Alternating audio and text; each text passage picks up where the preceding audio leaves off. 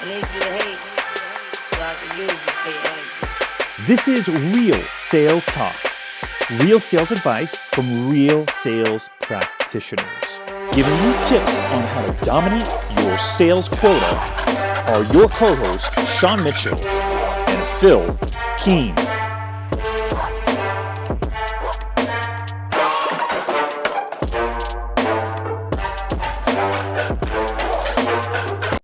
What's going on, everyone?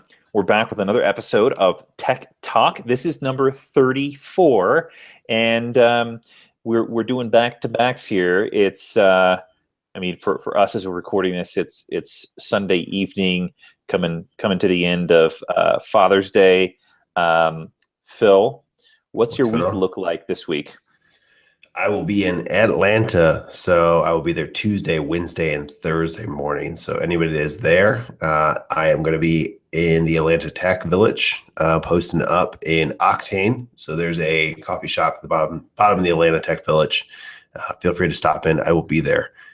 Or you can email me. It's Phil with 2 L's at realsalestalk.live.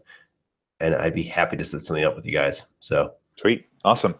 So I'm going to let you go first, Phil. What are you going to be talking about this evening? Cool. So I was blown away by this. So I didn't know that this exists. So there's a professional version of Google Hangouts. Did you know this, Sean? No. Well, not before today, at least. So me and Sean do a little chat. I promise we don't prep too hard for this, but we do talk about what we're going to talk about before. So Google Meet is what it's called. And if you look for Google Meet, MEET. Let me go share my screen. So Google Meet is the professional version of Google Hangouts. So what it does, it looks at your calendar. Obviously, I have nothing scheduled besides Real Sales Talk right now, and it didn't want me to use that because we're on Google Hangouts. But let's go ahead and learn more about Google Meet. So this is anybody that I believe that has G Suite. So if you're using Gmail as a professional email service, I believe you have access to this. You have to get your administrator to turn it on. It is the upgraded professional version of Hangouts, but it is pretty darn sweet from what I've seen. So just reading through all this stuff. So you can join via calendar event. You could add that to every single one of your calendars. You can also send them a meeting link. Dial in with the phone. So you actually get a phone dial in, which is awesome. And then they have 2 apps. They have Android as well as iPhone and iPad. And actually doing a quick Google search for Google Meet, it actually has a Mac app as well for the App Store, it looks like. So really awesome for anybody that has G Suite Enterprise Edition. And the only downside, what I've heard, is it only has US phone numbers. So let me go back and look. Google Meet. Do a quick Google search about Google.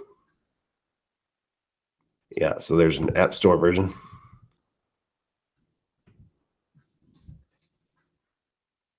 Yep, so there you go. You have your iTunes Google Meet app. Looks like it's just for the iPhone, not for a Mac yet, but I'm sure that will come soon.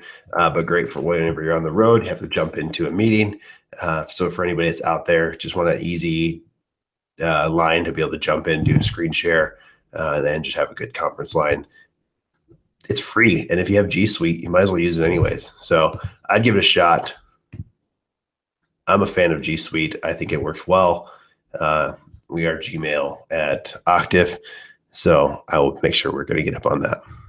Sweet. That's awesome. Yeah. What about you, Sean? What do you got? I don't think I've talked about this before. If I have, tell me. But I mentioned something last week, or in one of our last recordings of Real Sales Talk.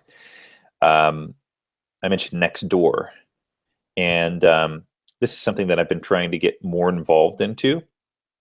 So I'll share my screen for those that are watching the video version, so you can actually see what it looks like. Essentially, it's like a closed Facebook for specific neighborhoods. And can I show my neighborhood? No, it's probably nothing. It doesn't show my house. All right, so I'm going to show you the map here.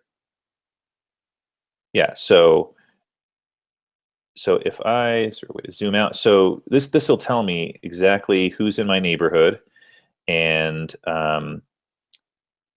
what houses are part of Nextdoor, which ones are not. Green is yes, yellow is no, and basically, it's basically a forum. It's a glorified forum for neighbors to post things like things that they're selling, ask about who they recommend for a landscaper.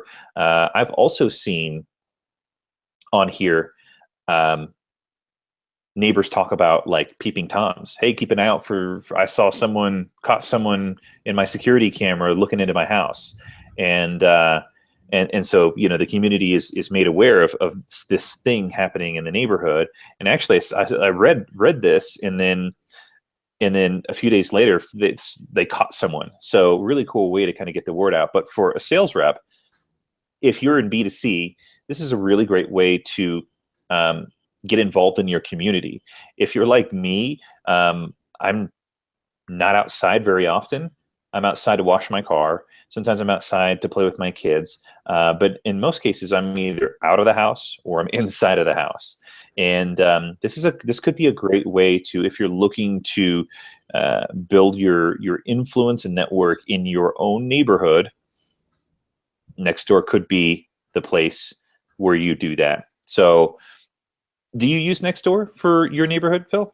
My wife is on it. I have not got too deep into it. So I signed up for it in my last neighborhood, but it was back. Like I read about it. It was like this new hot tech startup because I read all the San Francisco newspapers and all that kind of stuff. So I hear about all these tech startups that are huge and blowing up. And then I get online and I'm here in Indiana and nobody else has used it yet.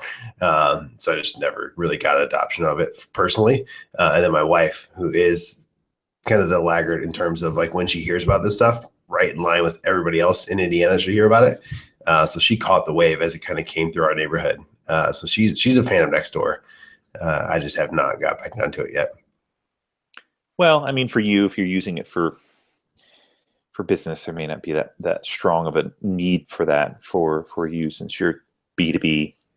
Yeah, but it's still interesting. I think I live in a great neighborhood, so I think it's something there's a lot of people I could probably network with that are probably selling either B2B or in spaces that I might be able to, or just purely as a relationship standpoint, just to have somebody I know that lives 3 doors down that maybe they're doing something similar or close to, or maybe there's a real estate agent 3 doors down that when I want to go sell my house, they know the neighborhood pretty well. So awesome. Cool. Well, that wraps it up for episode 34 of Tech Talk. Thanks so much for tuning in, everyone. And until next time, have a great day and a great week. And if you're liking what you're hearing, write us a review on iTunes. So long for now.